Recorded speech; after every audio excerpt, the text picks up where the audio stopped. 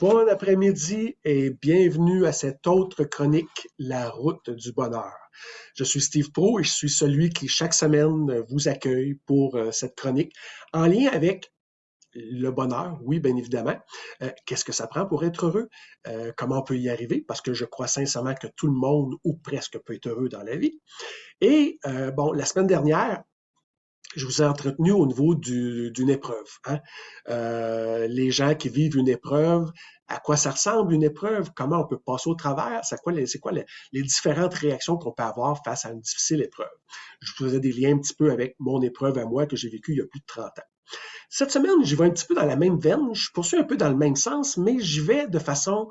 Euh, la réaction, quelle est la réaction des gens de l'entourage par rapport au fait qu'on peut aider une personne à se relever d'une épreuve. Hein? Parce que souvent, une difficile épreuve, c'est sûr que la première personne qui la vit, la personne la plus impliquée, c'est celle qui vit l'épreuve.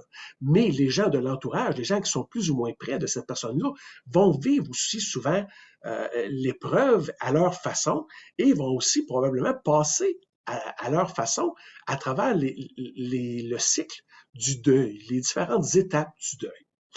Comment on peut aider une personne qui, dans le fond, qui vit une difficulté? Ben, je pense que la première façon d'y arriver, c'est de lui démontrer, oui, notre support par rapport à ce qu'elle vit, en essayant de ne pas être euh, trop positif ou trop fort, parce que souvent, ce que ça démontre, c'est aussi un peu d'irréalisme par rapport à ce que la personne vit.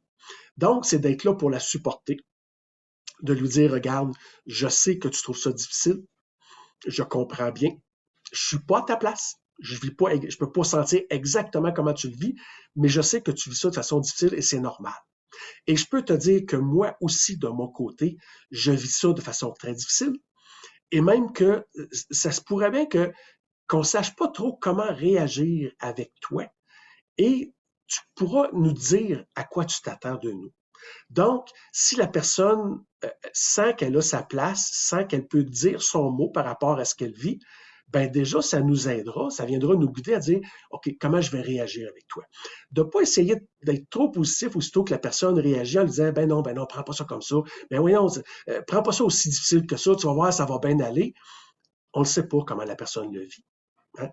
Et de l'autre côté, il y a l'opposé aussi où il ne faut peut-être pas trop aller en disant ben écoute, je comprends tellement ce que tu vis, puis c'est tellement difficile, je sais tellement pas comment tu vas t'en sortir, puis moi, être à ta place, je sais vraiment pas comment je m'en sortirais. Au départ, en tout cas, de l'épreuve, c'est peut-être pas là où il faut aller. La personne a besoin de se sentir soutenue, elle a besoin de sentir que elle a le droit de vivre la difficulté qu'elle vit, parce qu'au début, c'est difficile, selon l'ampleur, bien évidemment, de l'épreuve. Je mets l'épreuve souvent avec une certaine intensité puis une certaine difficulté. Quelqu'un qui a perdu gros, quelqu'un qui est dans une vie de couple puis où ça va tellement plus, puis que la personne a perdu le conjoint après tant d'années. Une situation où quelqu'un vient de perdre sa maison, vient de passer au feu ou peu importe, vient de perdre à peu près tout ce qu'il y avait de matériel, quelqu'un qui vient de perdre une personne importante dans sa famille, donc des gros deuils. À ce moment-là, on est là pour soutenir la personne, pour l'accompagner, lui faire sentir qu'on est là, mais de ne pas tomber dans les extrêmes où il est évident que dans les premiers moments où elle va pouvoir se relever, où elle va pouvoir reprendre sa vie en main, au départ, je pense qu'on a besoin, c'est un peu plus du support. Parce que, je disais tantôt, les gens aussi qui entourent cette personne-là qui vit une difficulté vont vivre leur deuil. Ben oui, ça se peut très bien qu'on vive de la colère, nous aussi, de notre bord, en accompagnant cette personne-là. Puis ça se peut aussi qu'on comprenne pas trop, mais on n'est pas obligé d'aller le garrocher en pleine face à cette personne-là dès les premiers instants, dès les premières semaines où elle vit son épreuve. Je pense qu'on a à s'adapter, nous aussi, selon ce que la personne vit. Quand on voit que la personne prend du mieux, ben peut-être que oui, là, on peut rentrer nous aussi dans une phase où on peut rentrer dans un langage, dans un accompagnement où on pourra peut-être mettre la personne un peu plus en action Mais au départ, je pense, dans les premières semaines, les premiers temps où la personne vit une épreuve, elle est complètement dans ses émotions, elle est complètement dans le désarroi.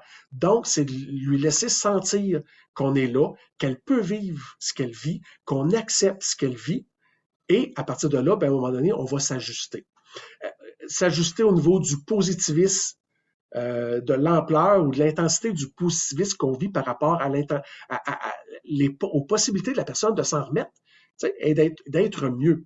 Parce que, bon, comme je disais tantôt, c'est pas mieux d'être trop positif, la personne n'est peut-être pas rendue là, et d'être trop négative non plus, parce que si je suis trop négatif, ben là, je viens dire à la personne, écoute, tu t'en remettras jamais, puis il n'y a aucune chance. D'être trop confiant au départ, dès les premiers instants, c'est peut-être pas mieux parce que la personne ne se sent peut-être pas écoutée, la personne ne se sent pas respectée dans ce qu'elle vit, et d'être trop pessimiste, ben c'est pas mieux non plus parce que là, on vient de dire, tu n'y arriveras pas. Donc, notre attitude c'est loin d'être facile, là, je comprends, hein, parce qu'on ne sait pas trop comment réagir, on ne sait pas trop quoi dire à la personne qui vit une grave épreuve. Donc, on est mal à l'aise nous-mêmes dès le départ. Mais je pense que la transparence a sa place justement aussi là-dedans. Quand on n'est pas confortable, quand on ne sait pas trop comment accompagner la personne, c'est tout simplement de lui dire. Je parle d'attitude, mais je parle aussi de communication. Dans des rôles comme ça, dans des situations comme ça, la communication est tellement aidante et il n'y a rien de mieux que je pense en quelque part, oui, être transparent, ne pas dire à la personne, ben moi, je pense que tu t'en remettras jamais, mais de lui dire face à nous-mêmes, je ne sais pas trop comment réagir, je suis très mal à l'aise face à ce qui t'arrive, et j'aimerais peut-être ça, justement, que tu m'aides à me dire de quoi tu as besoin. Hein? Parce que la personne, en ce moment, c'est elle-même qui sait le mieux ce qu'elle veut, comment la prendre, comment réagir avec elle. Ça se peut que la personne se referme carrément sur elle-même et qu'elle ne parle presque plus, qu'elle ne parle plus, qu'elle n'ait pas envie de parler. Peut-être lui laisser un certain temps dans cet état-là et graduellement, peut-être que elle sera peut-être plus en mesure de nous dire à quoi elle s'attend.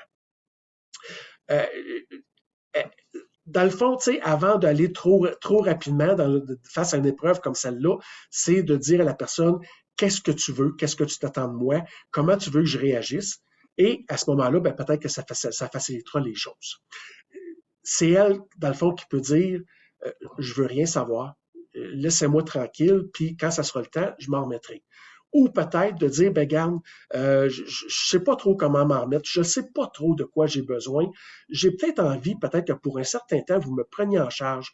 Oui, que vous me fassiez faire des choses, que vous me poussiez un petit peu même, pour que je réagisse, pour que je passe à travers ce qui est là, parce que je trouve ça tellement difficile que je ne sais même pas, dans le fond, j'ai aucune idée où je dois aller. Alors là, si la personne le nomme, ben peut-être qu'on pourra lui faire essayer des choses, pas lui dire tu dois exactement réagir de telle ou telle façon, mais qu'est-ce que tu dirais si on essayait? Qu'est-ce que tu dirais si aujourd'hui on essayait de sortir de ton lit, de sortir de ta torpeur, puis qu'on essayait juste de sortir de la maison, peut-être juste aller s'asseoir à l'extérieur? Avant même d'aller prendre une marche, me dire, allez prendre l'air, ça fait du bien à tout le monde de prendre l'air. Qu'est-ce que tu dirais si on allait juste s'asseoir dehors et qu'on essayait de voir qu'est-ce qu'on peut faire? Ce qui est important, c'est que petit à petit, peu à peu, la personne sente qu'elle a encore du pouvoir sur sa vie. C'est à elle de décider où elle va emmener sa vie. On ne peut pas le faire pour elle, mais c'est important de lui faire sentir, de dire que elle a encore du pouvoir sur sa vie. Elle peut encore décider des choses, qu'elle peut encore décider comment elle veut réagir. Et là, graduellement, ben, en lui faisant sentir qu'elle a encore du pouvoir sur sa vie, il y aura peut-être quelque chose à faire. Moi, je me souviens quand j'ai perdu la vue, dans les premières semaines, je voulais absolument rien savoir. Je voulais pas que les gens viennent me voir. J'avais besoin de vivre ma peine parce que je croyais sincèrement que ma vie était finie.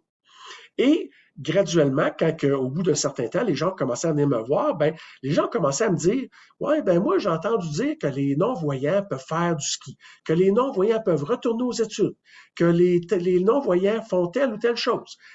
Ils m'ont pas obligé à le faire, ils m'ont juste fait part de ce qu'ils avaient compris, de ce qu'ils avaient recueilli comme information. Et moi, dans ma tête, petit à petit, ça me disait, ah, OK, s'il y en a d'autres qui sont capables, ben peut-être que moi aussi, je suis encore capable. Et c'est ça qui m'a donné le goût, à un moment donné, de dire, OK, là, c'est assez, là. Oui, j'ai fait mon... Tu sais, je me suis recueilli sur moi-même, je me suis renfermé, j'ai vécu ma douleur, et maintenant, ben là, j'ai envie de me reprendre en main. Donc, en agissant ainsi, juste en nommant aux gens, savais-tu que, tu sais, ou est-ce que tu crois que peut-être un jour tu pourrais, tu sais, sans l'obliger, sans la forcer à reprendre sa vie en main tout de suite au rythme où nous, on pense qu'elle devrait le faire, mais juste lui donner de l'information, lui démontrer qu'il y a des choses qui sont encore possibles en remettant ça un peu entre ses mains ou en lui demandant tout simplement qu'est-ce que tu en penses?